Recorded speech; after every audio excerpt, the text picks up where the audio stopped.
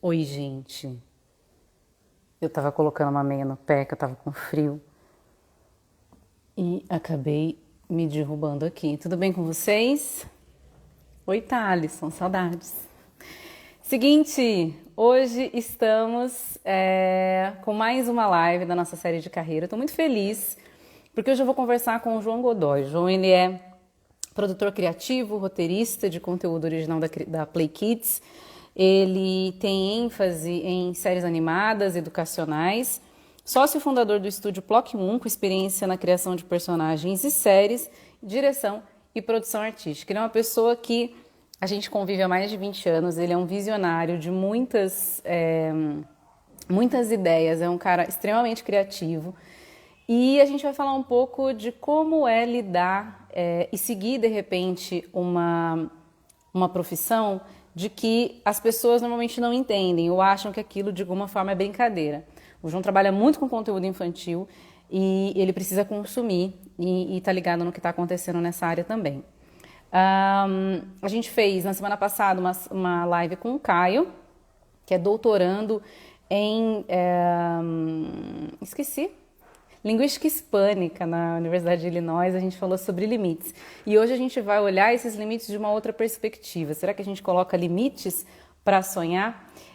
Então, vou aproveitar. João enviou uma solicitação, já vou trazer ele aqui para a gente conversar. Enquanto isso, online.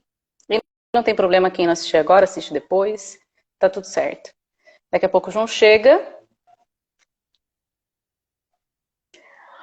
Deixa eu tirar isso aqui e me acertar neste sofá que é ultra improvisado. Meu estúdio, inclusive, se alguém quiser me patrocinar e me dar um pedestal, será de ótima ajuda. João saiu, eu não sei o que aconteceu. Vamos de novo. Opa, convidar.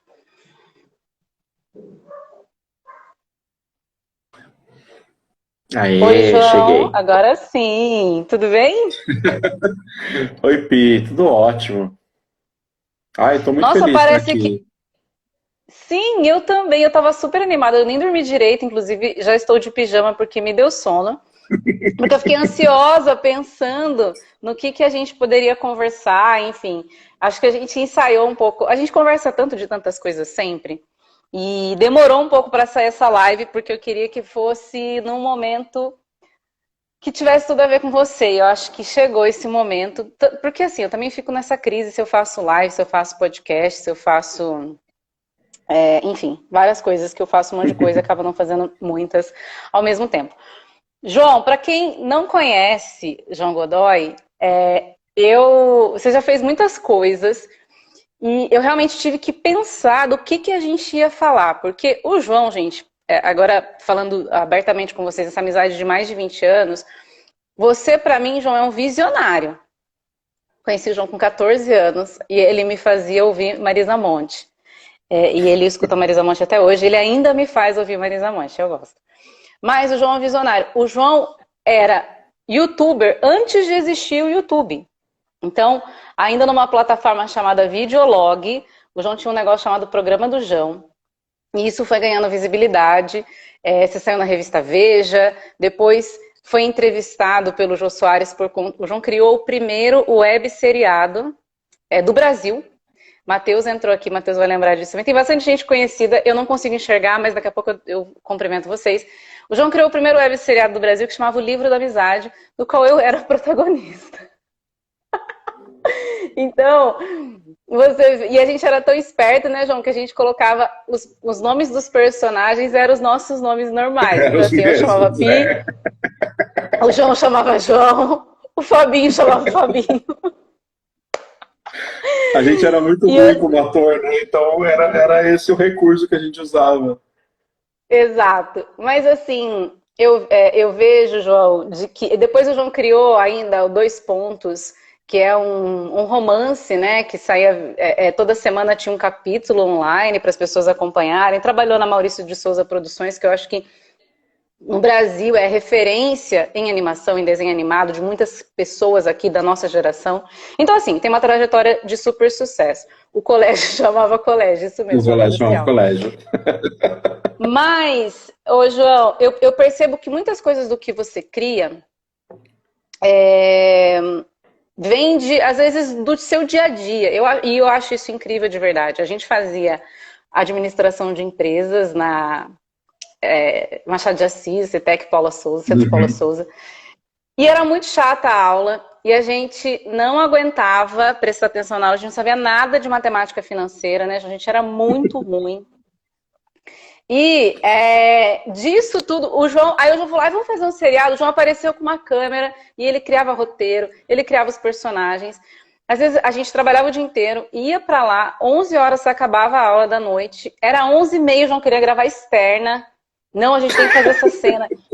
E assim, meu, eu nem comia, eu nem tomei banho. Vamos na matriz filmar, né? Vamos na matriz filmar, só uma ceninha. Só uma ceninha, era meia-noite, a gente sem comer, sabe? Sem banho, sem nada. Mas assim, eu tô contando toda essa história para trazer um contexto do que a gente vai conversar, do quanto eu admiro você e do quanto você é um cara, assim, eu não tenho outra palavra senão visionário, de enxergar oportunidades em todos os lugares. Recentemente você fez uma bobeira, uma piada, né? Que era que apareceu até no Big Brother, né? Você colocava cenas do Big Brother como se fossem narradas narrados pela novela do SBT. Então, assim, são coisas tão geniais que aparecem assim do nada. Eu tô me enrolando aqui, prolongando essa apresentação para dizer o tamanho do seu currículo. Mas eu queria já começar pedindo para você se apresentar também.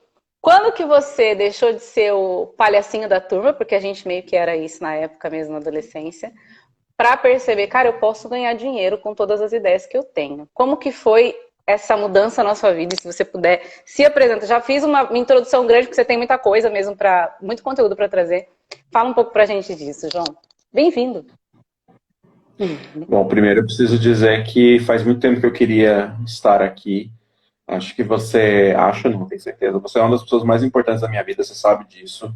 A gente se conhece há muitos anos. Eu lembro exatamente do dia em que eu te conheci e do quanto eu achei você incrível e continuo achando. Então isso não mudou, só progrediu. Sabe do amor que eu tenho por você.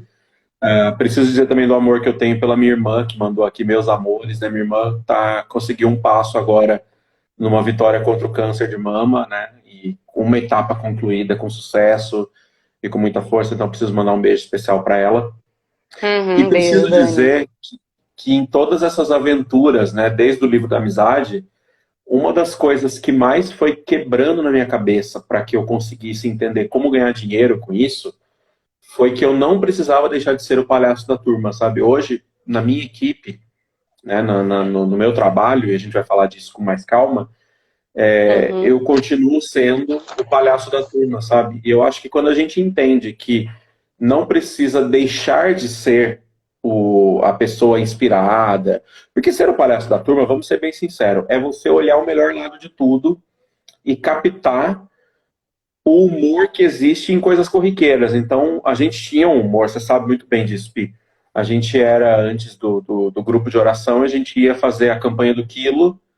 E aí, de repente, uma frase, como, por exemplo, oi, tudo bem, eu sou o Quilo. Que eu lembro que a gente ia se apresentar, né? Em vez de falar, oi, eu sou o João, eu sou a Juliana, a gente falava, oi, eu sou o Quilo. E isso virava uma música, né? Eu sou o Quilo. E eu acho que é dessa simplicidade. Hoje, por exemplo, eu estava falando com o meu sócio, né, do Plot Moon, que é o Fernando.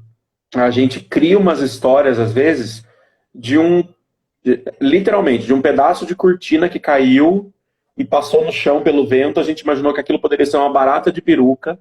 E assim, isso virou um projeto que hoje a gente está encaminhando para um edital. No meu trabalho na Play Kids, muito vem disso, assim, sabe? Eu lembro uma das coisas que a gente está aplicando agora no meu trabalho na Play Kids, a gente tem não sei se todo mundo aqui conhece, acho que não, mas a gente tem um aplicativo chamado Play Kids, que é um trenzinho passeando por uma cidade. E um dos espaços da cidade é um lugar onde as crianças aprendem idiomas. E aí eu tinha que criar um ambiente para essa criação de idiomas e um personagem que ia ficar cuidando disso. E na hora me deu um estalo que eu falei, cara, vai ser o café do camelo caramelo.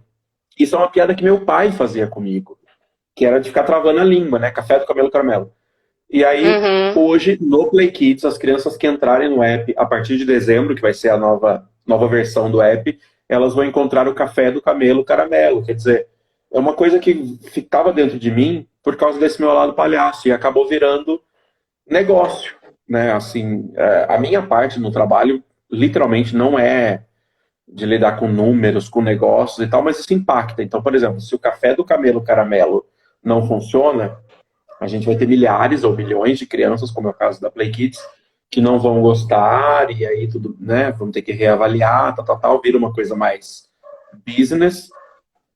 Mas tudo vem de um start que é do meu pai falando. Então, acho que essa capacidade que a gente tem de guardar essa magia das histórias, como exemplo, Eu Sou o Quilo, é daí que vem, sabe? Tem muita coisa que eu guardo da minha infância que hoje eu aplico no meu trabalho. Eu acho que a capacidade para você trabalhar criando histórias, ela vem muito de você guardar coisas da sua infância ou coisas que você... Sabe aquele momento que ninguém dá valor?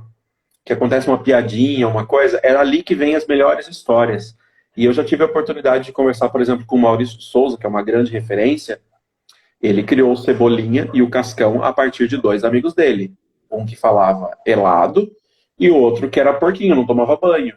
E olha o sucesso que deu, sabe? Uhum. Então, assim, é a Sim. capacidade de olhar para o mundo de uma forma criativa. Isso é muito legal. Eu acho que... E eu fico, às vezes, eu fico pensando, falo, nossa, eu ganho dinheiro me aproveitando de piadas internas, sabe? Olha que coisa doida. Uhum. Não, e o louco, assim, que primeiro que a música do Quilo era muito boa, né? Porque era tipo um mambo, que a gente tinha uma Eu dancinha, e sou o agora você, quilo, sou o Quilo, o quilo eu que te sou o Quilo, e faz depois feliz. o Quilo que te faz feliz, era disso, a gente ficava dançando um mambo nesse sentido, num sol de 500 graus, mas era daquele jeito que a gente achava de, inclusive, andar no sol carregando peso. Mas você falou uma coisa, João, muito interessante, porque assim, eu tenho percebido, a gente falou com o Caio na semana passada, sobre a importância da gente se conhecer, né? E eu acho também que eu sou essa pessoa boba, mas eu sempre eu gosto dessas piadas, eu rio. O João mandou um vídeo pra mim de tudo show, mas eu ri tipo uma semana do vídeo. Eu mostrei para outras pessoas, ninguém achou graça, mas eu achei engraçadíssimo. E eu fiquei rindo disso. E eu sempre, e às vezes, assim, principalmente se a gente está num ambiente corporativo, é claro que você tem um termômetro para isso, você não vai falar bobeira toda hora. Mas eu achava, eu fui me abafando muito tempo, justamente isso é bobeira. Porque eu gosto Uhum. da piada, eu gosto de falar bobeira, eu gosto de chamar as pessoas, eu gosto de conversar, de falar da minha vida. Então, assim, eu fui me inibindo por muito tempo por achar que isso não era adequado, que isso não era bom, que isso não era adulto. É claro que você vai avaliar o ambiente, mas é muito bacana isso que você traz, do tipo, olha, talvez para você monetizar qualquer coisa, é se aceitar do jeito que você é primeiro, né? E reconhecer o que você tem de bom, né? Ser autêntico, né? Exato. E hoje na Play Kids, assim, o que que você faz? Hoje eu tenho, acho que Difícil, um né? dos... E o que que é a Play Kids? Porque vai que não tem gente aqui que não sabe que é criança, tal. Que Vamos lá. plataforma que é essa? Bom, a Play Kids ela é uma plataforma infantil que vai de 2 a 6 anos, mas a gente acaba pegando, obviamente, crianças ali de 1 ano, de 0 anos, ou com mais de 6 anos. Ela é uma plataforma educacional, 100% educacional, que tem conteúdos licenciados. Então a gente tem, por exemplo, Macha e Urso, Galinha Pintadinha, que são vários desenhos famosos. E também temos conteúdos originais, que eu tive a honra de dirigir algumas delas e roteirizar algumas delas, que são conteúdos que ensinam, vão desde do didático, né? Então, ensinar o ABC, o 1, 2, 3, o que que é um quadrado, o que que é um triângulo, desde coisas que têm ali nuances muito peculiares, como, por exemplo, o que que é empatia, como lidar com a ansiedade, como lidar com o luto, que eu acho que é uma coisa muito importante. Para mim, um dos maiores orgulhos que eu tenho é o de ter produzido e dirigido um episódio no qual um personagem nosso fala sobre a saudade que ele tinha dos pais que morreram. Porque foi uma coisa que eu vivenciei quando era criança, né? E hoje a gente consegue, através do nosso trabalho, mostrar para as crianças que sentir a dor da perda não é um erro. É um sinal de amor, a saudade é um sinal de amor. Então a Play Kids é uma plataforma Uhum. que abrange a criança ali 360 e que traz os personagens que a criança mais ama e que hoje a gente está... Quem baixar o nosso... É um aplicativo, né? Então quem baixar o nosso aplicativo hoje vai ter um trenzinho que fica andando por um mundo circular, mas que a partir de dezembro, já estou dando um spoiler, vai ter uma cidade inteira para passear. E aí, atualmente, o meu trabalho é criar essa cidade. Então, o Uhum. que que vai ter? Vai ter um prédio. O que que é esse prédio? Vai ter o camelo, o caramelo? O que que acontece ali? Vai ter uma parte no qual a gente vai falar sobre rotina e disciplina. Quem é o personagem que vai ser o embaixador daquilo ali? Então eu posso dizer que é meio que a gente está construindo um parque temático digital no qual a criança vai passear e vai aprender sobre diversas coisas de um jeito muito interativo. É um trabalho dos sonhos? É um trabalho dos sonhos. Porque, assim, é uma empresa grande, é uma empresa que está me dando uma liberdade. Me deram uma carta branca para poder criar o mundo que eu queria, então eu criei a Vila Piuí junto com os meus colegas. E é uma empresa que acredita muito no poder da educação. Eu acho isso surreal. E eu preciso aqui Uhum. reconhecer que a gente trabalha num mundo corporativo, né, que às vezes é muito frio.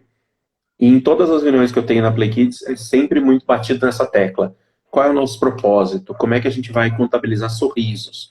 Como é que a gente vai lidar com Uhum. crianças que têm necessidades especiais? Então, por exemplo, hoje a gente está lançando um olhar muito especial sobre crianças que são autistas, crianças que têm uma deficiência visual, crianças que têm uma deficiência auditiva.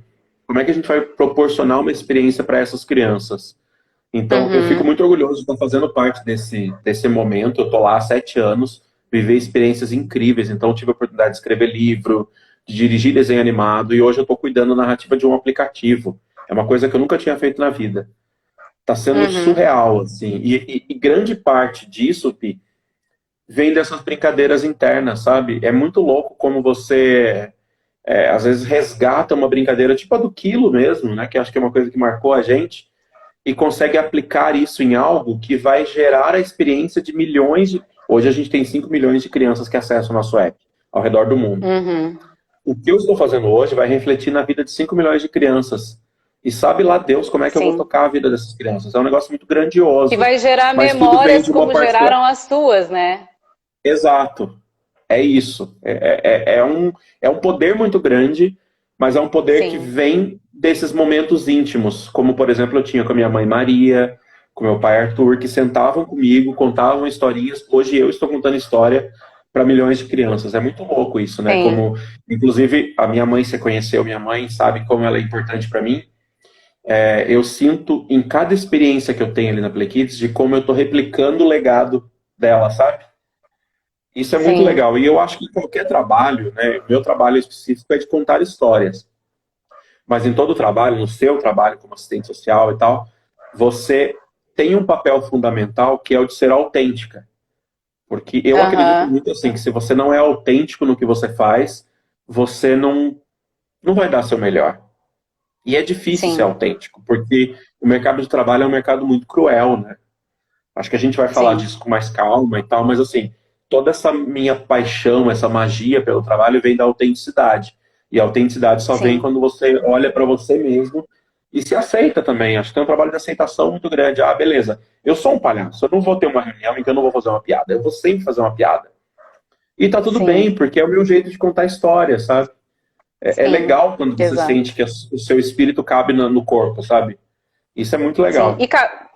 E cabe naquele ambiente, né? Que às vezes a gente vai se podando, ou porque a gente escutou alguma coisa que não era legal, ou É, porque achou que estava falando alguma coisa. E na verdade a gente só pode dar aquilo que a gente tem. E se é isso que a gente tem, que bom que a gente está podendo exercer isso de alguma forma.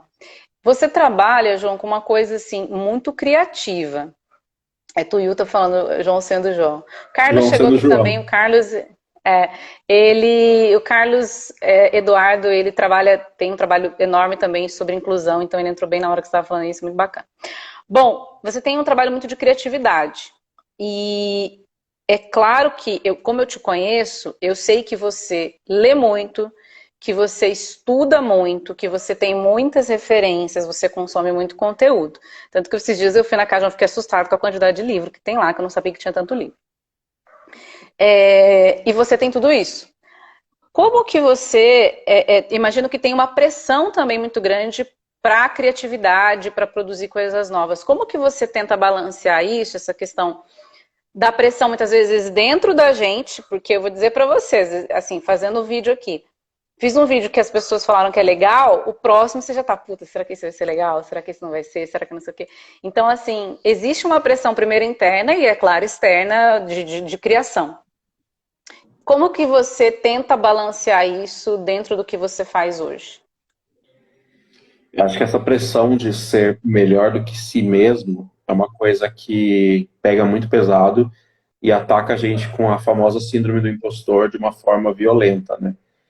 Eu tive um momento da minha vida, que você acompanhou também, que foi o momento em que a minha depressão se tornou a maior do mundo. Eu fui no Jô Soares, né, como você comentou.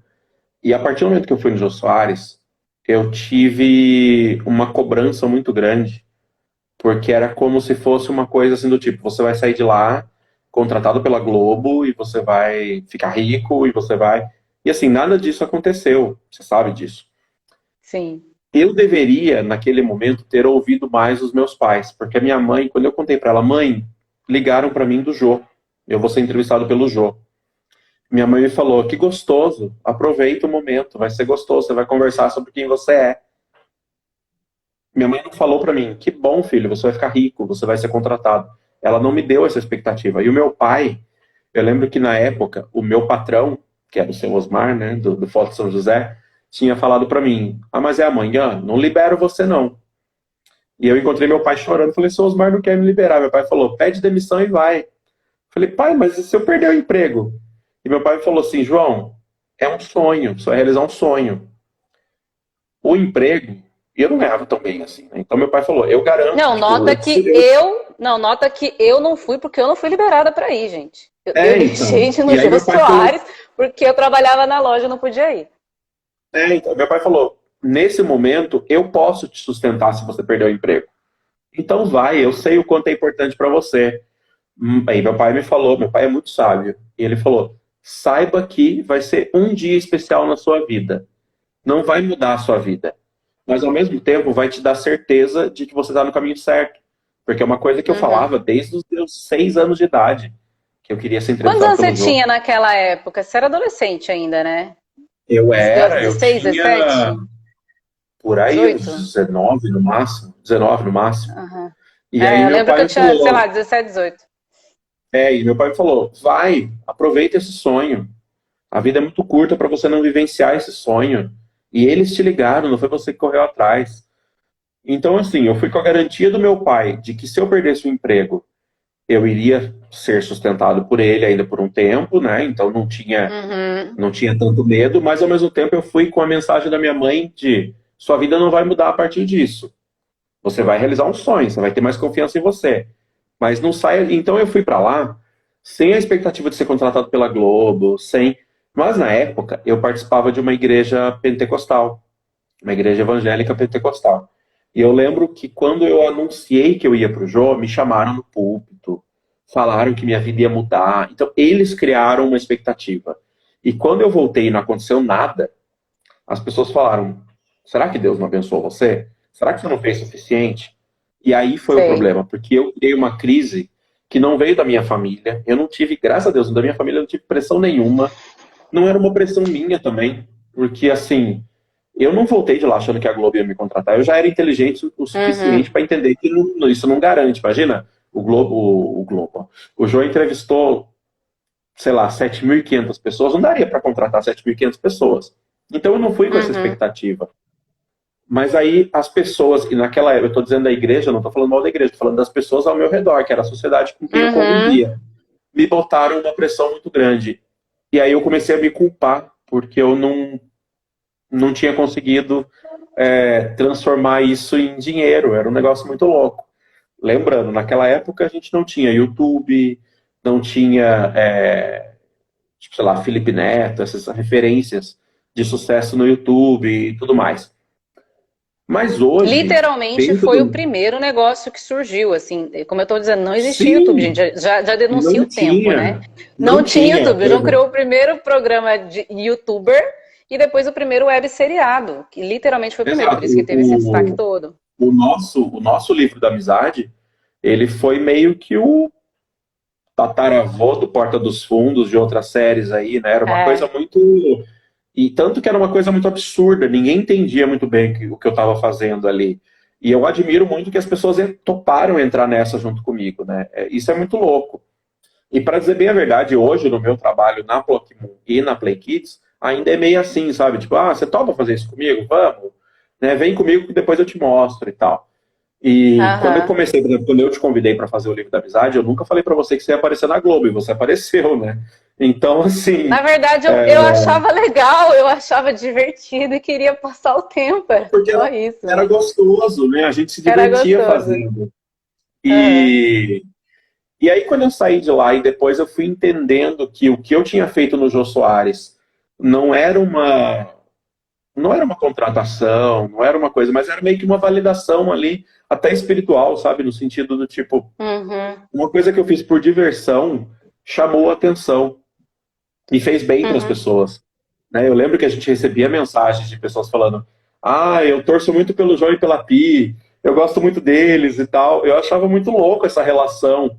E hoje eu recebo essa relação, né, essas mensagens dos personagens da Play Kids. Então, por exemplo, colocando ali no intervalo de alguns anos, eu tinha pessoas que diziam que se identificavam com o João e com a Pi. Ou com o Fabinho, com a Leila, né, com os personagens ali do livro da amizade. Hoje, a gente recebe, e isso para mim é uma coisa que eu guardo como ouro, mensagens de mães que falam que os filhos, e aí tem uma criança autista, que eu lembro que a mãe entrou em contato nada, a gente conheceu pessoalmente, que disse que o nosso conteúdo original da Play Kids ajudou ela a conseguir estabelecer um contato pela primeira vez na vida com seu filho. Uau. Então, assim, é uma mãe de uma criança autista que nunca tinha conseguido falar com o próprio filho, e o nosso conteúdo, que a gente fez num escritório, num ambiente ali, né, que não era romântico, não era nada, né? Eu tava dentro do escritório, fez com que a mãe conseguisse estabelecer um contato. Então eu falei, caramba, olha que coisa doida. E eu acho que tudo isso é eco do livro da amizade. Porque enquanto eu fazia o livro da amizade, meu pai e minha mãe sabiam que isso não ia me dar dinheiro. Mas eles falavam, a gente gosta, a gente tem orgulho de você fazer. Então essa parte do incentivo eu acho muito importante. Infelizmente eu sei que a maioria das pessoas não tem tanto incentivo da família. Eu tive, esse é um orgulho que eu tenho. Sim. Ô, João, você falou de depressão, né? Eu acho que isso é um assunto bacana para a gente trazer aqui, porque não só porque a gente está rindo o tempo todo, a gente está feliz, às vezes rola uma cobrança do tipo, nossa, eu tenho que estar rindo porque eu sou a divertida, eu sou a que agrega, eu sou a que, né? Tem esse tipo de cobrança, mas tem sido a doença que tem atingido muitas pessoas. E muitas pessoas, às vezes, têm dificuldade de olhar para essa doença, de dizer que tem, ou de lidar com ela com os recursos que hoje existem disponíveis na medicina, enfim, para melhorar. Você passou nos últimos 2 anos por muita coisa. E, assim, muita coisa mesmo. E eu tive muito medo de te perder, de verdade, assim. E vou parar um momento, pera.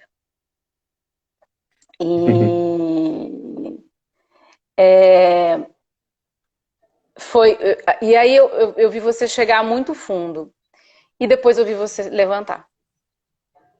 E como é pra você...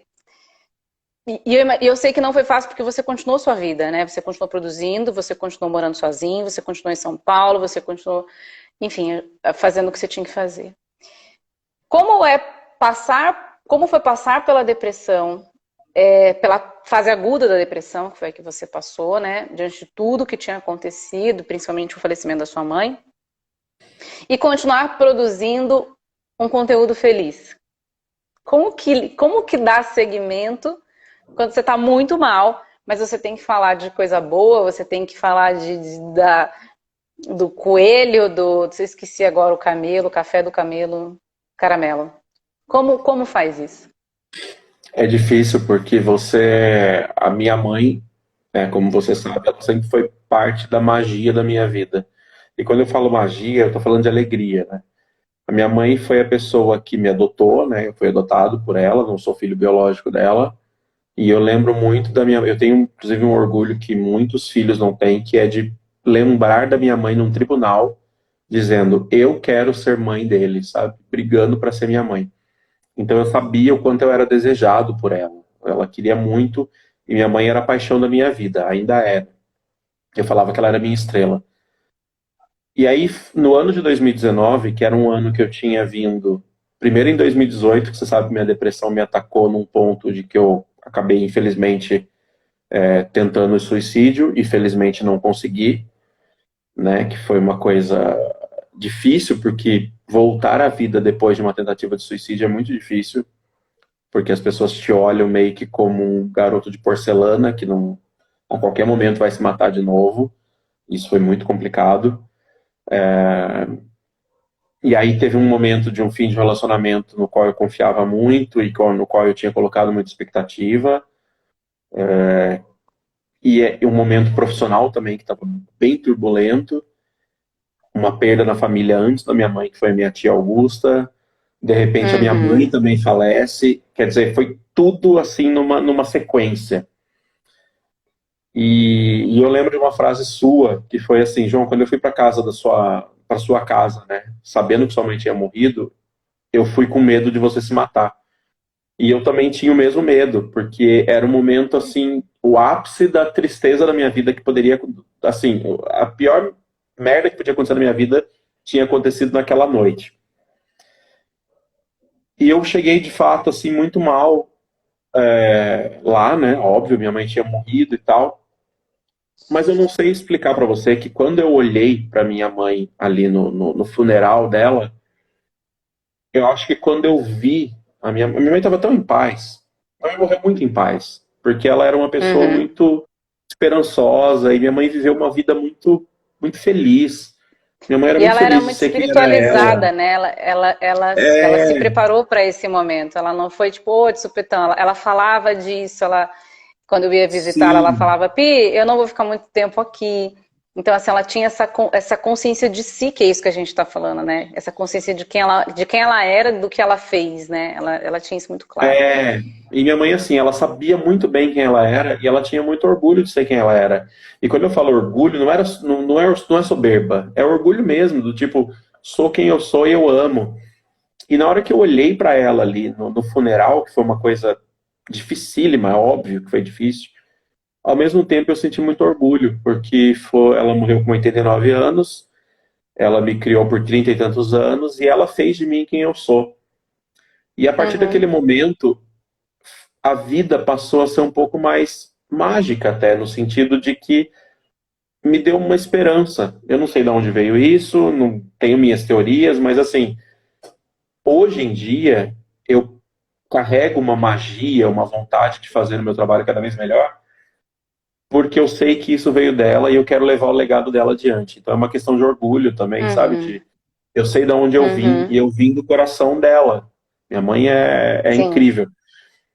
E ao mesmo tempo, assim, quando tem uma história curiosa que, como eu falei para você, dentro da Play Kids, eu tinha dirigido um episódio no qual o Theo, que é um personagem nosso, fala sobre os pais dele que morreram.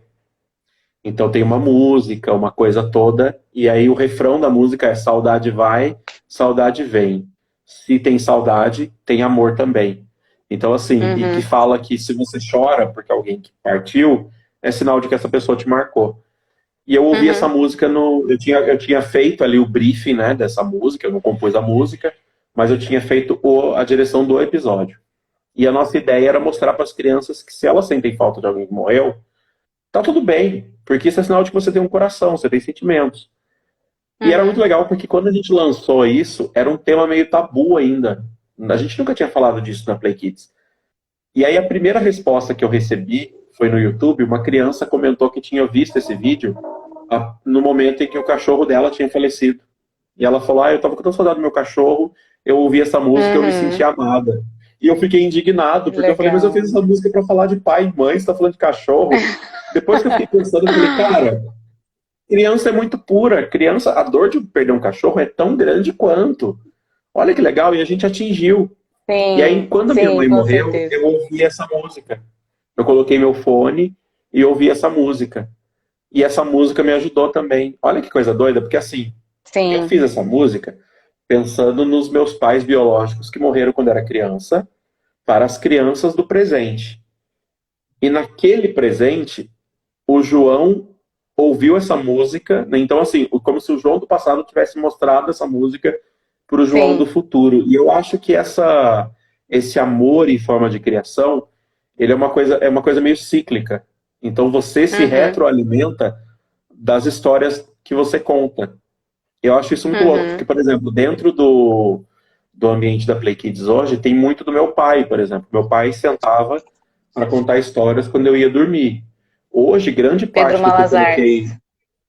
Então, e aí grande parte do que eu colocava, que eu coloquei na Vila Piuí, que é a cidade na qual o trenzinho do Play Kids fica passando, veio dessas histórias do meu pai, assim. E eu acho que Sim, quando a gente fala de narrativa, de histórias e tudo mais, nada é muito inédito, mas tudo é meio que uma reedição de coisas que você viveu, né? sim, E são sonhos que vão se retroalimentando.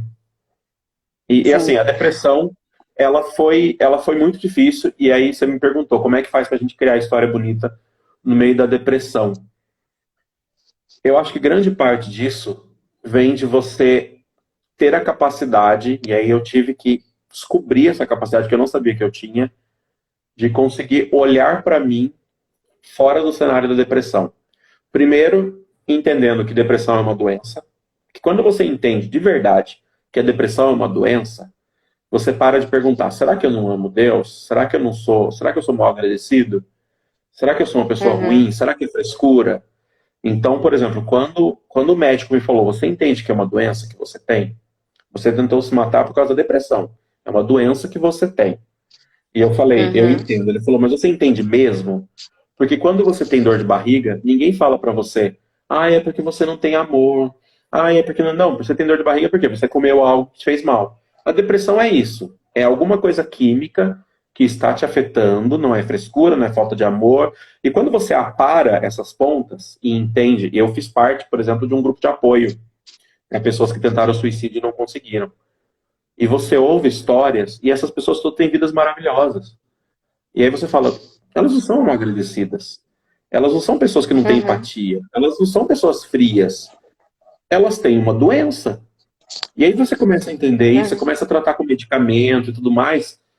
Você poda toda a culpa que tem. Então hoje, por exemplo, eu não tenho culpa nenhuma em dizer que eu tentei suicídio. Porque foi um momento, assim, um limite muito grande no qual eu cheguei.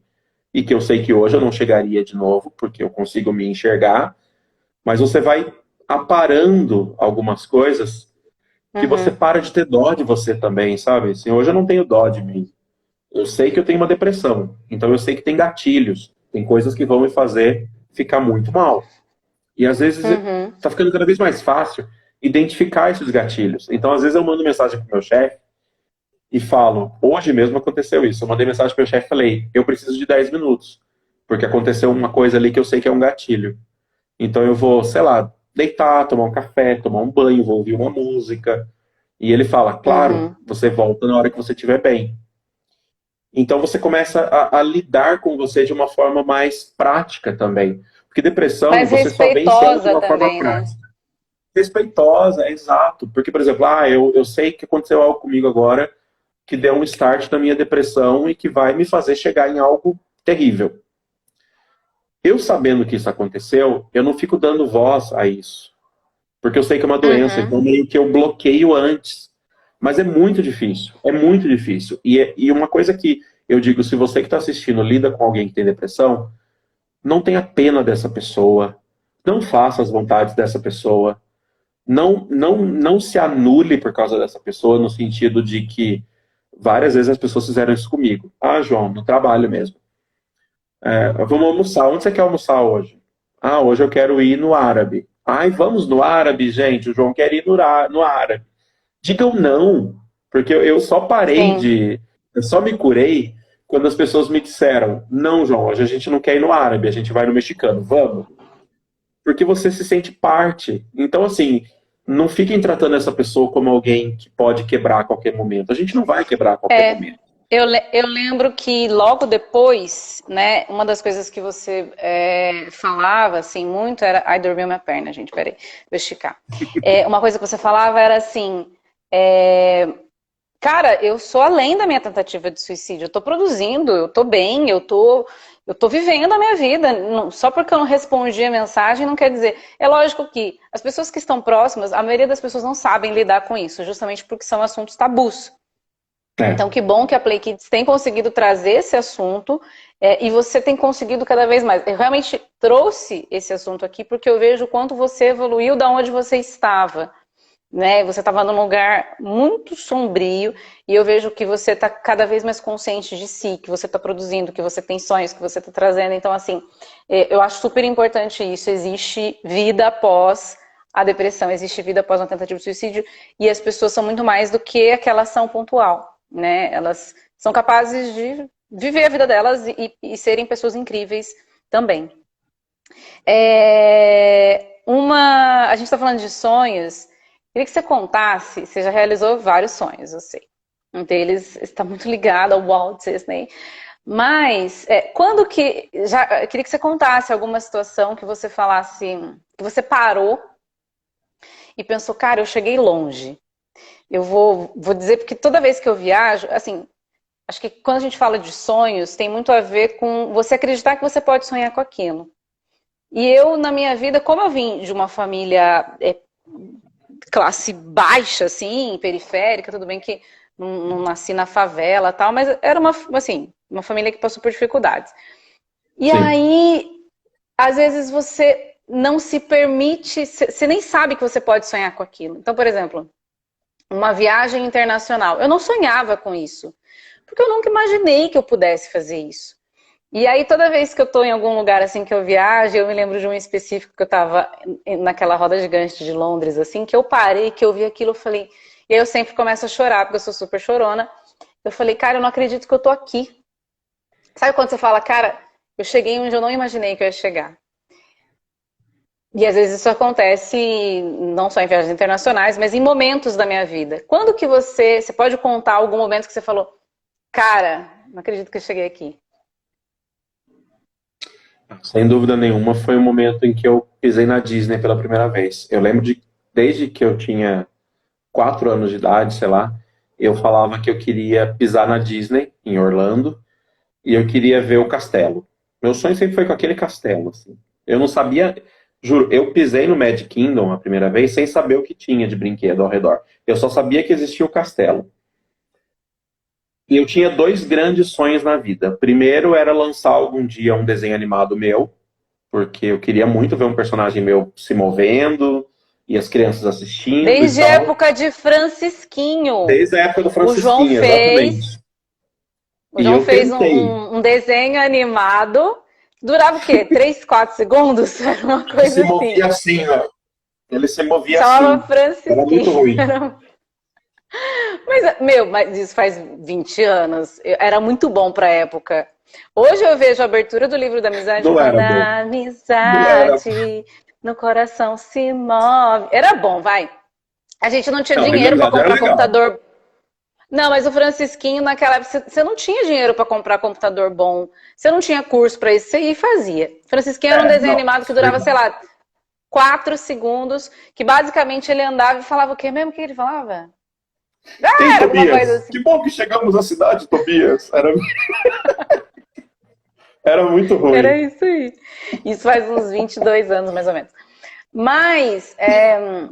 Desenho animado, fala, desculpa. Você sempre quis fazer desenho animado, cortei só pra trazer isso. Então, eu sempre quis ter um personagem meu em desenho animado e eu queria lançá-lo em algum lugar.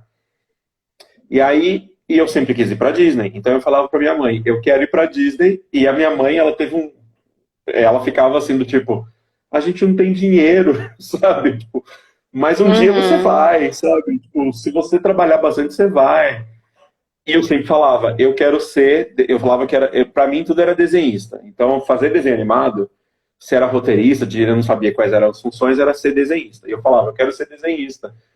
E minha mãe falava, tá bom, filho, né? Deus abençoe. Mas eu lembro que eles me chamaram e falaram, olha, a gente sabe que você tem esses sonhos, vai estudar mecânica, vai estudar administração, vai fazer. Porque assim, enquanto não chega lá, você não vai ficar desempregado.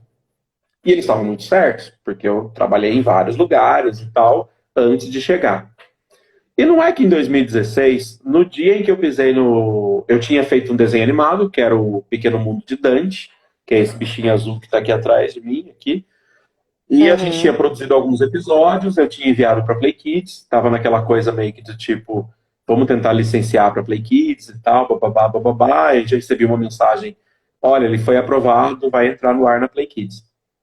E aí, de repente, eu pisei no Magic Kingdom, né, na Disney, e quando eu estava, juro pra você, de frente com a estátua do Walt Disney, chorando, né, obviamente, muito emocionado, chegou uma mensagem do meu chefe na época, que era o Fernando Colasso, falando assim: João, o Dante entrou no ar hoje na Play Kids pro mundo inteiro. Então, eu lancei o meu primeiro personagem pro mundo inteiro no mesmo instante, no mesmo segundo em que eu tinha acabado de chegar na Disney.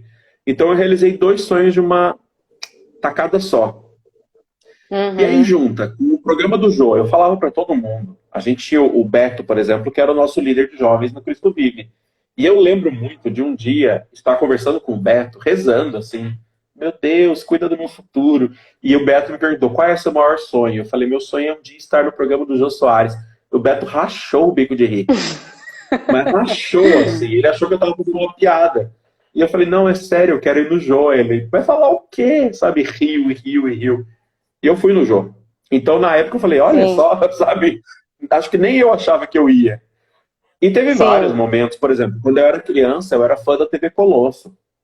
E eu lembro que eu falava pra minha mãe que meu sonho era ir na gravação de um programa da TV Colosso. Anos depois, muitos anos, a Play Kids, onde eu trabalho, resolveu produzir alguns vídeos com os personagens da TV Colosso, junto com o criador da TV Colosso. Quem que eles mandam pra gravação? Eu. Eu passei um dia com a Priscila, com o Gilmar, com esses personagens. E eu falei: caramba, sabe? Um dia eu pedi pra Deus que isso acontecesse. E eu tô aqui. E hoje eu sou amigo do criador da TV Colosso, que é o Ferré. Hoje ele fala pra mim que ele é um dos meus padrinhos. Olha que coisa doida. Não, aí, por exemplo, trabalhar com o Maurício de Souza, fazer uma reunião com a Xuxa, que eu fiz esses dias. Sim. Olha quanto sonho. E assim, tudo isso aconteceu de uma forma mágica, que foi o momento em que eu só fui atrás, sabe? É muito louco. Sim. Tem algumas outras coisas que estão por acontecer aí que envolvem essas coisas de sonhos e tal, mas eu realizei praticamente todos os sonhos da minha vida. Isso é muito legal. Sim. A gente está falando aqui, quem é da nossa idade, né, deve estar com dor de cotovelo, a gente está falando de TV Colosso, Maurício de Souza.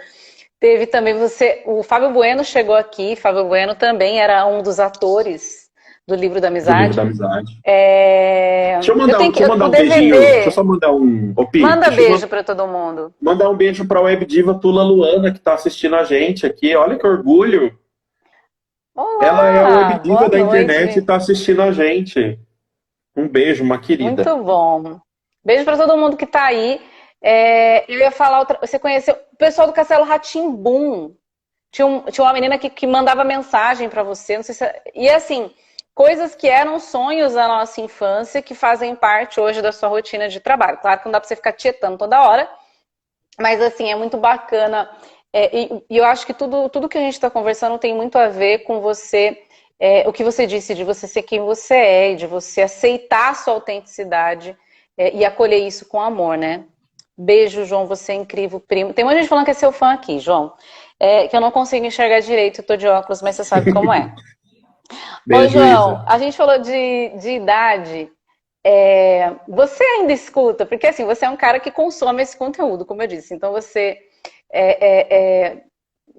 gasta com boneco, com camisa, com gibi. E assim, querendo ou não, a gente, quando é adolescente, eu, por exemplo, sempre gastei com livros. Eu sempre fui muito criticada por comprar livro caro. Mas você gasta muito com livro, é bobeira. Você ainda escuta isso? Mesmo você trabalhando, tendo essa carreira, você ainda escuta a gente falando que você gasta dinheiro demais com isso? Olha, o que eu mais escuto é que com o dinheiro de boneco que eu comprei, eu podia ter comprado um carro, que nunca foi meu objetivo, eu nunca quis ter carro na vida. Você nem dirige, né? Você nem tem carta. nem tenho kart, nem tô afim de ter, sabe? Não tenho a mínima. Nunca tive a pretensão. Aí eu ouço que você poderia estar fazendo tal coisa, você poderia estar comprando blocos para construir sua casa. Eu falo, você sabe desde criança que eu queria, sabe? Esse dia eu comprei um He-Man, um esqueleto, e tá tudo bem. E esse sou eu, sabe? Eu gosto, eu tenho um puta prazer em chegar em casa e olhar e falar, pô, caramba, olha meu boneco do He-Man, olha meu castelo de Grayskull ali, sabe? Eu acho que Uhum. quando você se conhece e entende as suas paixões e começa a vivê-las, independentemente de qual for a paixão.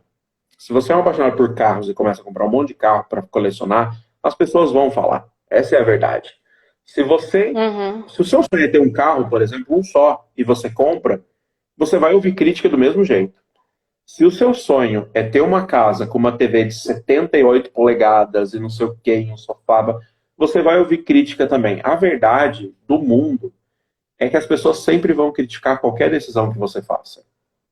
Quando a sua decisão ela parece que é um pouco mais excêntrica, como é o nosso caso, por exemplo, você gosta muito de comprar livro. Então, eu sei que, por exemplo, vou chegar na sua casa, eu vou encontrar um monte de livro. Eu sei que você gosta de decorar a sua casa com quadros que contem um pouco da sua história. As pessoas às vezes não entendem isso. Hoje, eu tenho uma coisa, por exemplo, com o Mickey. Você sabe disso. Eu chego em casa, lá na sala tem quase que um altar do Mickey. Assim. Tem muita coisa do Mickey. Eu tenho o Mickey tatuado, eu tenho caneca do Mickey, eu tenho... As pessoas ficam, Você mas você tem gosta muita tanto do coisa do Mickey. Mickey. As pessoas criticam muito isso. Mas o dinheiro que eu gasto comprando coisas do Mickey é um dinheiro que, primeiro de tudo, é um dinheiro que me sobra, não é um dinheiro do aluguel, não é. Porque aí eu acho que a coisa fica perigosa. Quando você gasta, você tira Uhum. o dinheiro de coisas essenciais para gastar, aí eu acho que é perigoso. Mas quando é um dinheiro que, entre aspas, sobra, né, um dinheiro que você tem ali e que você gasta com coisas que te trazem amor, te trazem paz. Porque, assim, personagens, quadros, livros, isso te dá uma sensação de amor, porque é amor de você para você mesmo. Isso vale Sim. a pena, né? E assim, E eu acho também que as pessoas têm muito lance também de colocar, a gente está falando de sonho, né? As pessoas às vezes, até tentando ser legais, até tentando melhor pra gente, coloca o tamanho dos sonhos dela no nosso, quer encaixar o sonho da pessoa na gente, e é, não é igual. Então, de repente, assim, é uma coisa que eu tenho tentado até lidar isso, trabalhei em terapia essa semana, porque às vezes assim, você tem o seu caminho que você acha que é bom. Bom, eu estudei pra caramba, trabalhei pra caramba. Aí você quer impor pro outro. Às vezes o outro não quer estudar. Às vezes a outra pessoa não quer acordar cedo pra trabalhar. Às vezes ela tá em outro momento da vida, ela tá feliz, sei lá, fazendo outras coisas, sabe? E aí as pessoas querem colocar sonhos que não são os nossos. E se você, e o Caio falou disso, né? Se você não tá ciente de quem você é e do que você quer pra você, você vai assimilando isso e só levando, sabe? E isso sim é muito perigoso. Se você não sabe quem você é e tá vivendo uma vida que você não quis, né? Agora, tem a ver com isso, né? Com as pessoas do quanto querem colocar sonhos nos outros, às vezes até com boas intenções. eu digo mais até. Eu acho que na vida, a primeira a gente tem uma mochila que a gente vai enchendo de peso. A vida por si só já vai colocando algum peso. Mas a maioria dos pesos que a gente carrega são os outros que colocam, porque elas não estão a fim de colocar na vida delas, então elas vão colocando em você. Uhum, E é uma porcaria exato. você carregar isso. Você não precisa carregar isso, essa é a verdade. Não é um peso seu. Mas você também tem um peso seu, que já é pesado. Só que esse peso que você recebe é seu, então você vai lidar com ele. E quando você joga fora o peso que é dos outros, a coisa fica mais fácil, né? Eu acho que Sim. existe projeção. Eu mesmo já me coloquei, já me projetei sobre pessoas que eu vi aí fazendo coisas e tal. Por exemplo, vou dar um exemplo para você. A gente tem um colega de livro da amizade, né, que participou da série, que é muito mais famoso que a gente, que é o Vitor de Castro. O Uhum. Vitor o Vitor é uma celebridade, é uma grande celebridade. Eu e você fomos no casamento do Vitor e teve gente no meu trabalho que perguntou se eu ganhei um sorteio para ir no casamento dele. Eu falei, O não, pessoal acha que. me Não, as pessoas respeita, acham que eu sabe? nem não acredita. O Beto outro dia foi perguntar pra mim, mas você Se conhece mesmo o pagou Vitor? Eu pra falei, ir. mas Beto, ele ia lá no grupo. Como assim você não conhece ele? Você tá doido? Tipo, E aí eu falo, me respeita, o Vitor já dormiu comigo 500 vezes, ele literalmente dormiu, ele ia pra minha casa e a gente dormia como amigos, como irmãos. E aí as pessoas ficam, nossa, mas ele é muito famoso. E aí quando eu mostro que do tipo, olha, na minha série, o livro da amizade, ele era o vilão. Aí as pessoas falam, nossa, que legal, ele começou com você e tal. Assim, primeiro, ele não começou comigo, ele já fazia teatro, mas a primeira experiência do Ele Vitor fez em vídeo Alice foi no também, livro né? então, e a primeira experiência que ele fez ali em vídeo foi no livro da amizade. Foi, né? Uhum. Agora, as pessoas às vezes vêm me perguntar, e eu acho isso muito maldoso, que é do tipo, nossa, ele tá famoso e você não. Por quê? Cara, eu falo, porque o Vitor correu atrás pra caramba. A gente é testemunha disso. O Vitor dá a vida Uhum. dele pela missão dele de comunicador.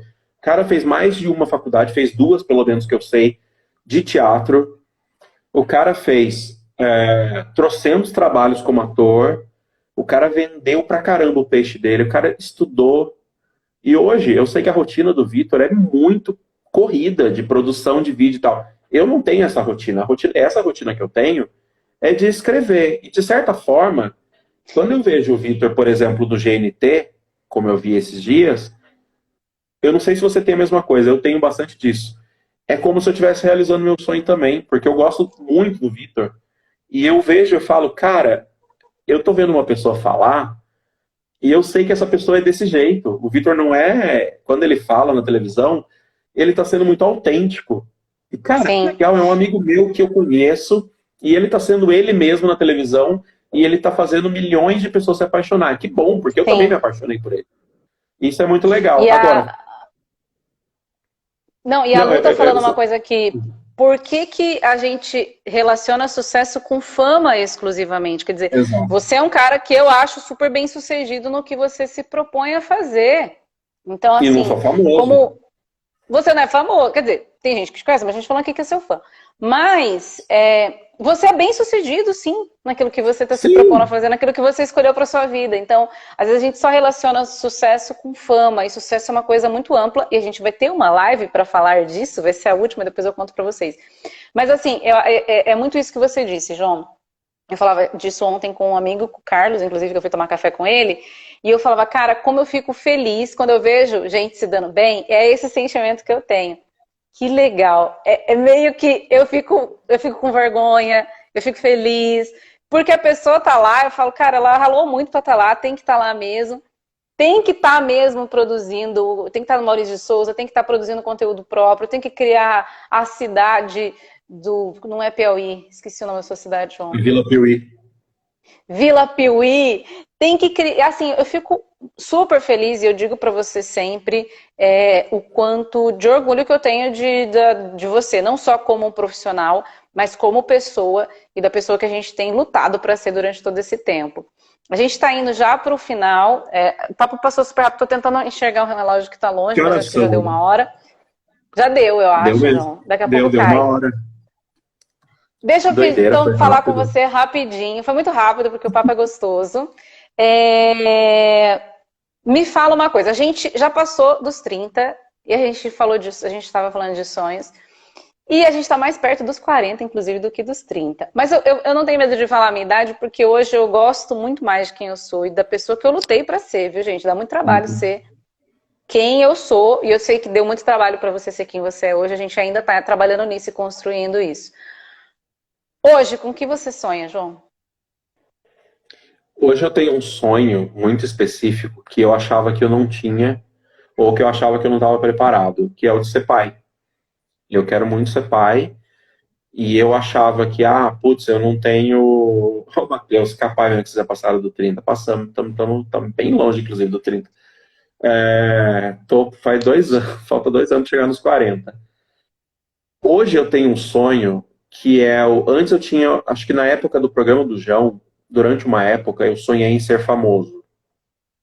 Hoje eu não quero ser famoso, não. Eu não tenho mínimo interesse nisso. Hoje eu tenho sonho em ver os meus personagens sendo famosos e as crianças conhecendo cada um deles e tudo mais. E estou trabalhando muito para isso. Inclusive hoje, ontem e hoje, acho que avancei num ponto ali muito legal que é para produzir meus personagens e tal. Então estou super realizado.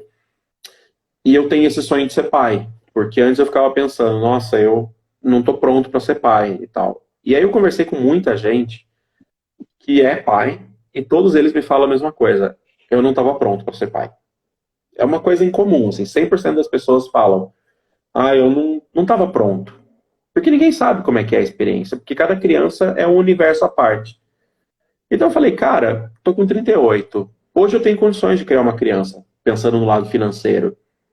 Hoje eu, né, João, emocionalmente, tenho condições também.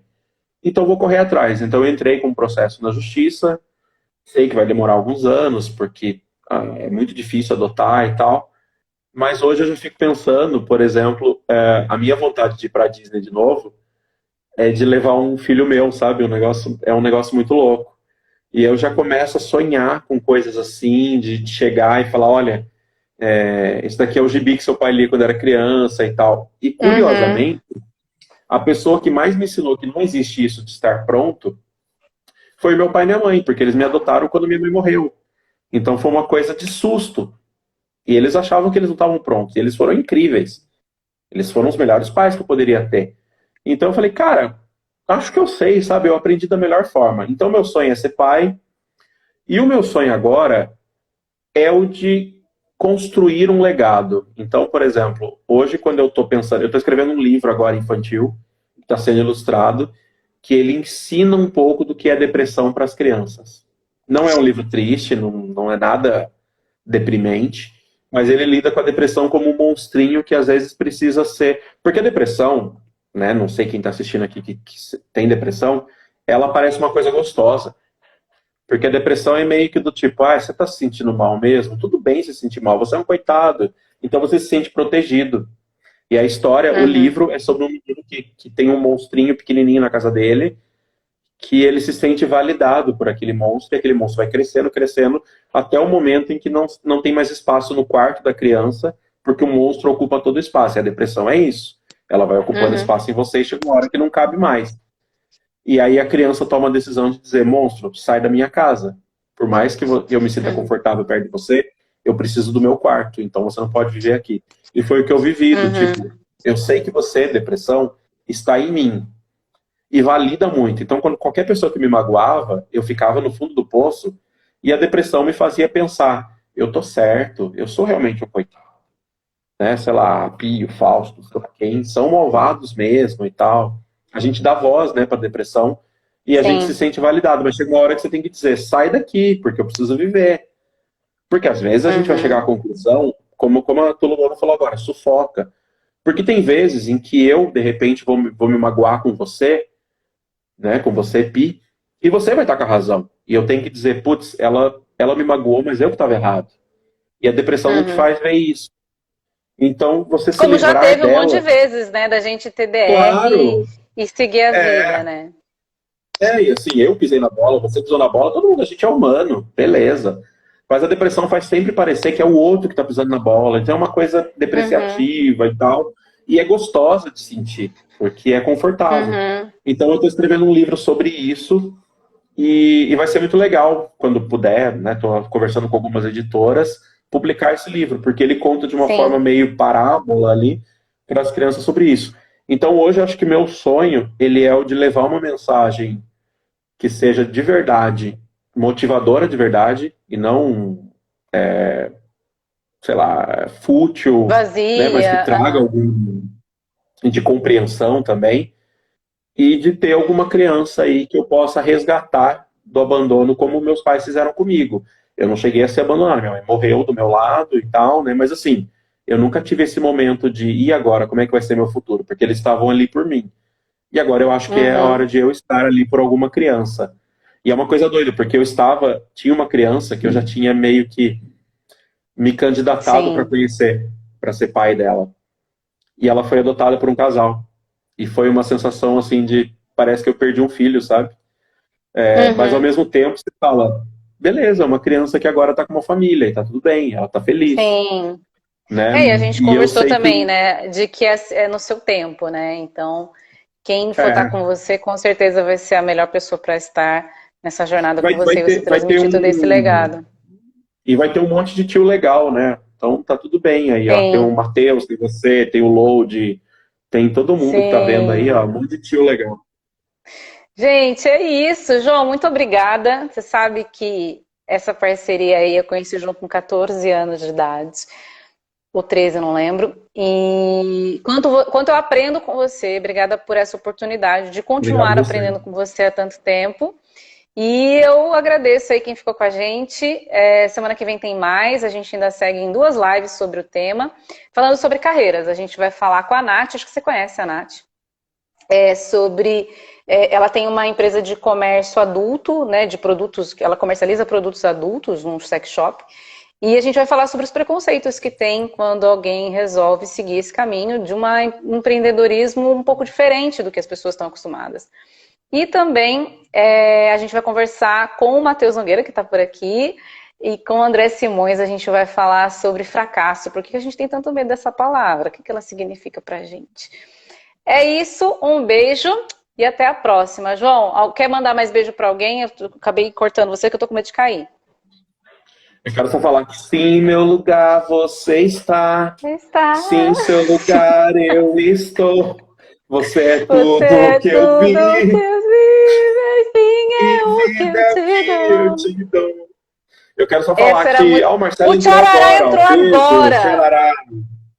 Você Ô, vai ver Pim, eu só só se você quero vem dizer uma graça. coisa, só Amo para você, encerrar, Má. eu acho que eu falei bastante de mim. Eu preciso falar de uma coisa que eu acho muito importante, assim, eu sempre te vi como uma pessoa muito incrível e eu tenho muito orgulho de que você tenha passado a se ver como uma pessoa incrível também, porque eu sou da época em que você não se achava nada incrível. Sim. E Tem dias que eu não me eu tenho acho ainda, muito. viu? Vou contar. Mas você viu? Eu tenho muito orgulho de você ter se descoberto e de você ter se permitido se descobrir também, porque eu sei o quanto foi difícil. Sim. E deixar registrado aqui o quanto eu tenho orgulho de ser seu amigo. Acho que você é realmente uma das minhas melhores amigas da vida. Eu tenho muito orgulho de ter contato com você diário, porque a gente se fala quase todo dia, e Sim. Aham. do quanto você contribuiu para a construção do meu caráter. Eu acho que isso não tem preço, e eu sei que a gente vai morrer amigos, então espero que demore muito, inclusive. E o quanto é Sim, difícil é dessa isso. pandemia não poder te ver o tempo todo, porque a gente, né, tá mais reservado ali em casa e tal, mas que você é uma das pessoas mais incríveis que eu conheço, sabe que eu te amo demais. Ai, também te amo, E João. tenho um orgulho, assim como gosto do Matheus também e tal, mas falando, né, como eu tô falando aqui, olhando para você agora, eu queria que você soubesse o quanto você contribuiu em vários momentos, mas em muitos momentos, para que eu continuasse seguindo em frente. Acho que essa força que você tem é tão grande que chega até mim e chega até quem te assiste também. Eu vejo a galera elogiando muito você quando você faz live, quando você faz vídeo, quando você fala. E acho que de pequena você só tem um apelido mesmo, assim, você é gigante. Então, obrigado de verdade por tudo que você fez por mim. Você não faz ideia da importância que você tem na minha vida. Acho que eu tô quase chorando aqui, Eu mas já é tô isso, chorando, assim. Eu acho que porque eu choro bastante. se eu tiver um livro da amizade na minha vida, meu, né, tirando a série, você vai estar nas primeiras páginas, porque você é, enfim, um grande presente de Deus na Ai, minha vida. obrigada. Te amo demais, de verdade. Sim, eu também amo você. E assim, eu digo, eu sou muito grata por quem está na minha vida hoje, por quem está há tanto tempo. É claro que eu gosto dessas pessoas que estão há muito tempo comigo, porque viram tudo que eu passei. Você sabe dos meus momentos também. Sim. E, e é isso, a gente acaba chorando. Eu Gente, tô essa live tá chorando, super então. animada, E mas a gente tá feliz. a, a minha mãe sempre falava muito de você e ela falava, Pia é um anjo.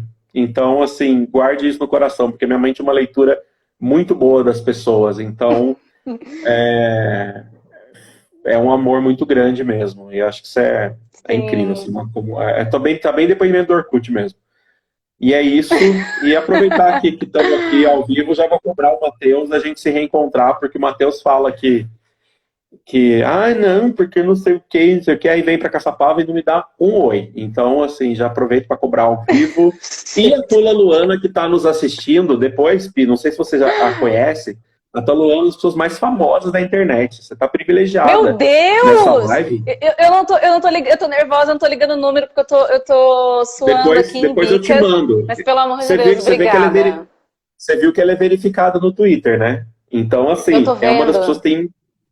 A Tula Luana é uma pessoa, eu preciso falar disso muito rápido, que as pessoas conhecem pelo meme. E eu conheço ela além do meme, e em muitos momentos difíceis da minha vida, eu recebia mensagens dela falando: meu querido, eu estou rezando por você. Pera, ela é aquela que é o meme de pintar a unha?